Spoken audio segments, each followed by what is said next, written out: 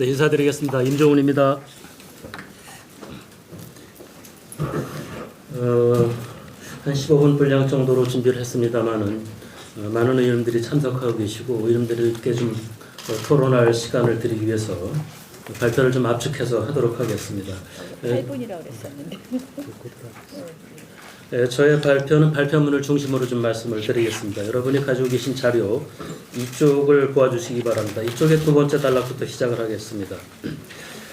지금 문제가 되고 있는 공수처법안을 비롯한 사개특위의 계류 중이었던 법률안들은 아시는 바와 같이 2019년 4월 30일 계류 중에 신속처리 대상 안건으로 지정이 되었습니다. 지정 후 5번 특위가 개최되었지만 법률안 내용에 대한 실질적 논의는 한 번도 없었습니다. 4월 31일 날 신속 대상 안건으로 처리 대상 안건으로 지정된 후 사개특위가 활동기간이 8월 31일 만료됨에 따라서 법제사법위원회로 2019년 9월 2일 회부되어서 현재 법사위에 계류 중입니다. 즉 사개특위 법률안들은 신속 처리 대상 안건으로 지정된 후 사개특위에서 123일 동안 계류된 바 있습니다.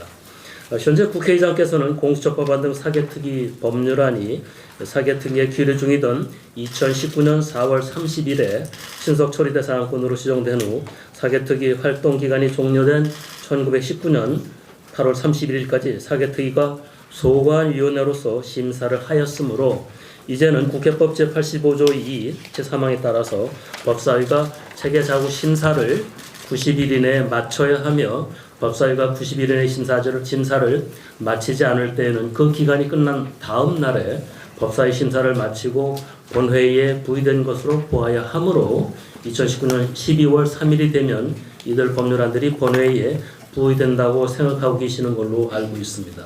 신속처리 대상 안건으로 지정된 법률안에 대하여 소관위원회는 국회법 제85조 2 제3항에 따라 180일 동안 심사를 할 수 있는데 공수처법안 등 사개특위에 계류 중인 법률안들의 경우 사개특위에서 123일 동안 계류 중이었으므로 이들 법률안이 소관위원회에서 심사를 받아야 할 기간 중 180일 중 57일이 사라진 상태입니다. 이하에서는 공수처법안 등 사개특위에 계류 중이던 법률안들이 2019년 12월 3일이면 본회의에 부의된다는 해석에 들어있는 문제점을 분석한 다음 국회법상 사개특위 법률안들의 적절한 본회의 부의 시점은 언제인지를 검토해보고자 합니다.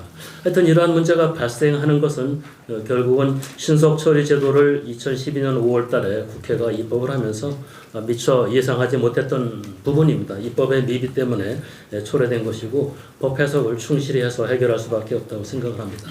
문제를 해결하기 위해서는 우선 신속처리 제도의 취지를 검토하는 것이 중요한 도움이 된다고 생각을 합니다.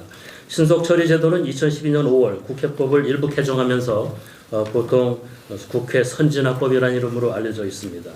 국회법을 개정하면서 도입된 제도로 특정 법률안의 처리와 관련하여 다수파와 소수파 입장이 극명하게 대립하는 상황에서 해당 법률안의 처리를 위해서 한편으로는 소수파에게 해당 법률안에 대한 충분한 심사 기간을 보장하면서 이렇게 시간을 보장함으로써 소수파의 물리적 폭력에 의한 방해를 막을 수 있는 명분을 세웠다라고 말할 수도 있을 것 같습니다. 한편으로는 소수파에게 충분한 심사 기간을 보장하면서 다른 한편으로는 다수파가 원하는 입법을 할 수 있도록 하는 장치라고 할 수 있습니다. 좀 더 자세하게 설명을 드리면요. 신속처리 대상 안건으로 지정된 법률안의 경우 한편으로는 위원회 단계에서 일정한 심사 기간이 경과하면 반드시 그 법률안을 본회의에 상정할 수 있도록 보장하면서 이 부분은 다수파를 위한 조치라고 할 수 있습니다. 다른 한편으로는 소관위원회 심사 단계와 법사위의 체계자구 심사 단계에서 일정한 심사 기간을 반드시 보장하도록 하는 장치라고 할 수 있습니다. 뒷부분은 소수파를 위한 조치라고 할 수 있습니다. 따라서 신속처리 대상 안건으로 지정된 법률안의 경우 일정한 시점이 되면 다수파의 의지대로 법률안을 본회의에서 의결할 수 있게 하되 소수파에게는 소관위원회와 법사위 단계에서 일정한 심사기간을 반드시 확보해주는 제도라고 할 수 있습니다. 이러한 저의 해석은 각주 3번을 보시면은요, 2012년 5월 달에 국회 선진화법을 제정하면서 그 당시 국회 운영위원장의 제안이 우선 첫 번째 언급된 내용입니다. 신속 처리 제도를 포함한 여러 가지 국회 선진화 제도는 소수 의견이 개진될 수 있는 기회를 보장하면서도 효율적으로 심의하도록 할 필요가 있다는데 이 또 취지가 있는 겁니다. 소수 의견이 개진될 수 있는 기회를 보장한다. 그렇다면 다음 쪽으로 넘어갑니다. 가지고 계신 자료 5쪽으로 넘어가겠습니다.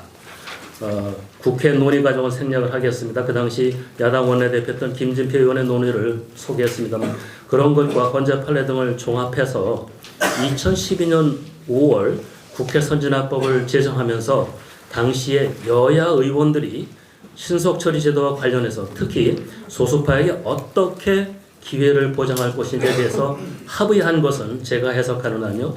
소수파에게 소관위원회 심사 단계와 법사위의 체계자구 심사 단계에서 각각 180일과 90일이라는 심사 기간을 보장함으로써 소수파에게 문제의 사안에 대해서 충분히 검토하고 토론하며 비판할 기회를 보장한 것이며 다수파에게는 이러한 심사 기간이 경과하면 본회의에서 다수결 원리에 따라서 의결할 기회를 보장한 것이라고 할 수 있습니다. 따라서 소수파를 위해서 보장된 소관위원회 심사기간 180일과 법사위의 체계자구 심사기간 90일은 충실하게 확보될 수 있도록 국회법을 해석 운용해야 한다고 보겠습니다. 5쪽의 하단 밑줄 친 부분을 보겠습니다. 그렇다면 소관위원회에서 심사를 받아야 할 기간 180일 중 충족되지 않은 57일은 부득이 법사위원회에서 충족시켜야 하며 이렇게 해석하는 것은 이러한 해석이 불가피한 이유는 특히 사개특위와 법사위는 인적 구성이 다릅니다. 따라서 법사위에서 이들 법안에 대해서 소관위원회로서 그 내용과 정책에 대해서 새롭게 심사할 최소한도의 기간을 확보해 줘야 되기 때문입니다. 그래서 법사위에서 57일을 충족시킨 다음 법사위는 새롭게 체계자구 심사를 위해서 90일을 더 심사할 수 있다고 보아야 하지 않나라고 생각을 하고요. 이렇게 할 경우에 사개특위 소관이었던 신속처리 대상 법률안의 적절한 본회의 부의 시점은 결론 부분입니다. 2019년 1월 29일이 되어야 한다는 것이 저의 생각입니다. 간단히 발표를 마치겠습니다. 수고하셨습니다. 다음은 우리